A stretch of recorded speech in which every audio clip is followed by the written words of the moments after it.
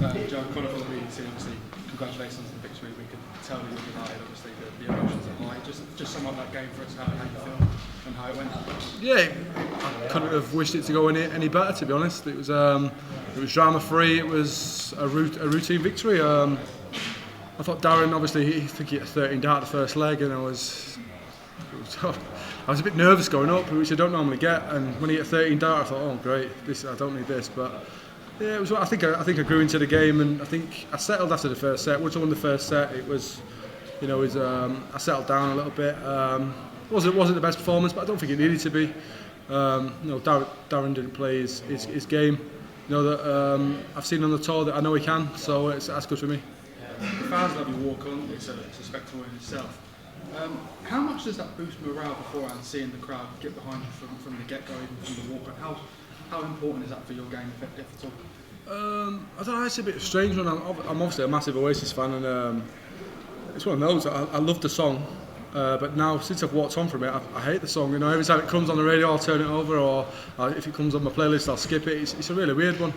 But yeah, the crowd love it. Like sort of that Sweet Caroline, Nathan's Walk On, and that's what it's about, especially at Christmas as well. The crowd really do get involved, and I think Sky sort of manipulated the way it did it, so it had a couple more verses than it normally has. So the crowd enjoyed it, so that's all that matters. Obviously, a long way to go until you play next. You can enjoy Christmas or settle for a little bit. How much preparation will you do over Christmas? Obviously, you don't know who you'll get in the next round. There's still the potential for 3 different opponents. How much will you do over Christmas? Yeah, if I'm honest, I'll probably have a couple of days off. What is it? Saturday today, Sunday. Yeah, I'll probably have on Monday and Tuesday off, to be honest. Do a few things. Mop the floor, that sort of thing. But no, I'll just relax a little bit, and then I'll probably start gearing up again. Then sort of Wednesday, and it's one of those. I've had a shocking record here early doors, so I've had many horrendous Christmases. So this is one of those. I'll enjoy it, and I'll definitely be ready for the second game. Will you be watching the next couple of days? Absolutely not. I couldn't think of anything worse than watching darts. Thanks. Joe, you talk about having horrendous Christmases. As one of the seed, this must be a nice feeling, that Christmas is going to be nice because you're coming back. Yeah, it is. Like last year, I was the last game of the whole second round, so I played the 23rd, got finished at like 11 o'clock at night. Obviously, scooted up the M1 Christmas Eve, trying to get things sorted. So I'd rather play late, if I'm honest, but especially, obviously now I've won, I'm obviously happy. So I've got sort of between a week and 10 days off, something like that. So I can enjoy it a bit, I can relax a little bit, and like I say, get myself geared up for my next game. Coming into the World Championships, all the focus was on Luke Humphries, and you're in his section. Have you plotted your route to meeting him yet? I've plotted it. I'm not under any sort of illusion. That I know that I'd meet Luke. I'd probably meet Luke in the last 16 if the seeds go to plan. But I've got the winner of Ryan Searle, Ian White. I forget who Ian White's playing, but they're no mugs. So I'm not looking past my next game. And then you've got 2 TV semi-finals this year. The TV form's been really good, but no title for the first time in 5 years. Is that something you're concerned about? I wouldn't say I'm concerned about it. I'm disappointed. We all want to win titles. There's no feeling like winning. But I think I played well in patches, and I think my game's sort of gone full circle a little bit. The Pro Tour used to be my bread and butter in the Euro Tour. Not been great on them, but I've been pretty good on TV. Even the games I've lost, I seem to have played okay, or a good performance has beat me. So yeah, I'm not too worried about that. But if I can build on the 2 semi-finals and maybe go one further and maybe win this, then I'll be the happiest man. Joe, congratulations. Nice one, cheers, folks. Joe, Darren was 10 points down on his average from his first round game. You expected him to play a little bit better? I did, but I don't really care.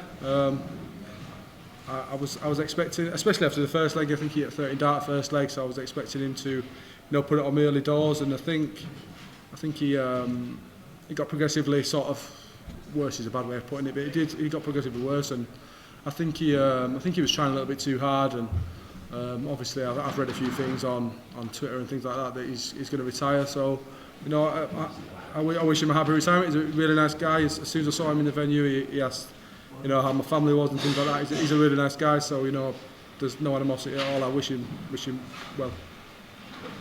But people underestimate the year you've had on TV. semi-finals of the match play, semi-final of the World Grand Prix. It's not been a bad year. When you say people, do you mean the public or the media? Both, really, maybe. Yeah, certainly think the media. Yeah, I think they see what they want to see sometimes.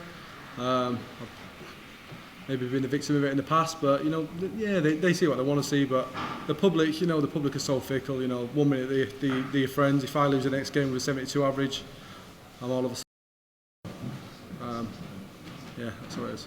You pay attention to all that. Yeah, sometimes. I like to. Sometimes I actually like to respond. It just actually entertains me, to be honest. When you're getting sort of hate and stuff like that, it's all right. At least someone's paying attention to you. People, there's always been the saying, that any publicity is good publicity. So if people let them be it. More fun than watching the darts. Absolutely. But I think there's some big storylines in Emmerdale and Coronation Street, so keep your eyes peeled. Joe, you mentioned the record at this tournament, just 2 last 16 appearances. What do you put that down to? Because you've been on TV a long time now, you've been successful on TV, winning the Masters, and you're a wire away from winning the Premier League as well. Yeah, I think it's been a little bit of an enigma to start with. Obviously, it's difficult not being a seed. The draws that I had, as you alluded to there, the games that I did lose, they weren't two idiots. It wasn't losing, to a qualifier from the other side of Baghdad. It wasn't that. It was losing to top 10 players. It was losing to 3-time world champions. It was. Don't get me wrong. There was games I maybe could have won, maybe should have won, but that's how it is. That's the nature of the beast a little bit. But it's certainly a lot easier the way the format is now and the way. Obviously, the seeds come in the second round. So I think going forward from here, I think that my game's in a good place. And I'm playing well on TV. So yeah, I'm hoping to do well for the rest of the tournament. Spoke a few weeks ago that your mindset wasn't quite in the right place. You pulled out the qualifier in the Grand Slam. It's been a few weeks since then. Saw you in mile ahead. How's the mindset now holding the Palace? Yeah, so it's a little bit better. I think that the way I weighed it up, I sort of evaluated. I thought that 3 weeks off, obviously a week while the Grand Slam was on and the week before and after, I thought that 3 weeks off would benefit me more than potentially qualifying for the Grand Slam. It didn't materialise in my head at the Players' Championships, but Ryan Joyce played great darts against me, and I think he got to the semis, did he? So I was beaten by somebody who was playing well, and I think, like I say, you could have maybe jumped on me if I'd have lost tonight and said, oh well, you maybe should have played this, you maybe should have played that, but a lot of players, we play a lot of darts, a lot of the year, so I think that, like I say, I weighed it up and I thought that was the best for me at the time. So do you think that break now between this game and the round 3 game will do you good then over Christmas? Yeah, I hope so. Yeah, obviously, if I'd have lost, it'd have been a horrific Christmas. But I've had a few of them in the past, so I know how to deal with that as well. But I'm looking forward to my next game. Whether it be earliest I'm going to play is the 27th, so I'm looking forward to it. I'm going to enjoy Christmas. Christmas dinner is going to taste that little bit better, knowing that I'm coming back. Nice one, thank you. So one question for the German fans. What do you think the 5 German players can achieve at this tournament? What do you think? What, sorry? What 5 players from Germany can achieve at this tournament? Yeah, well, obviously we've seen what Gabriel did last year. He got to the semi-finals and he was well deserved of the spot. He was fantastic the whole tournament. And darts is growing in Germany. We play a lot of darts in Germany. I do a lot of exhibitions in Germany, and the fans are absolutely fantastic. I actually prefer the German fans to the English fans, if I'm honest, because they're so much more respectful, unless you play in German, obviously. But yeah, I think I've not actually looked at the draw, but Gabriel and Martin are playing some great darts at the minute, and you've seen what Gabriel could do last year, so I'm sure that all 5 of them think that they can emulate what Gabriel did last year. Joe, you say you love your walk-on song, but if it comes on the radio, I'll turn it over, or if it comes on the iPod, I'll skip it. Why? You mean that sounds so negative? Is that what journalists do? No, it's not. I obviously love the song, and if I didn't love it, I wouldn't walk onto it. But it's just, when you hear something that much, I'm sure Darryl Gurney is the same, with Sweet Caroline. When you hear it that much, it's just, I don't know, I just skip it all. I just skip it. I don't know why. Are you happy to be flying under the radar a bit? Your name hasn't cropped up very much in people's medias or anybody else's pre-tournament sort of tips, even among the dark horses. But you've got a track record in over a body of work over the last 8-9 years that suggests you could be there or thereabouts. I mean, everybody remembers your phenomenal game against Van Gerwen. Yeah, but I'm not that sensitive to think that that's offensive. There's people like Nathan Aspinall, I think he's world number 5, something like that. There's literally everyone's talking about Michael, Gerwin, and Luke, and quite rightly so. People like Peter Wright's won it twice. No one's talking about him.